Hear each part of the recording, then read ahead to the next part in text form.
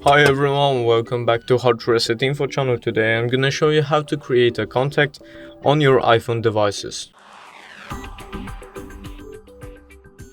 So as you see, I already have an iPhone in my hand, and all I'm gonna do, just click the phone icon, go to the recents. As you see, I don't have a recent, but all you need to do, just if you haven't gotten a contact list, all you need to do, just press the number that you would like, maybe from your contacts that you haven't, and click create contact. Then click apply the first name, and then you can add phone number that you would like calling to, and then add email and everything. And that's basically it for the video, guys. I hope you guys enjoyed this video. Leave a like and subscribe, and see you guys next time.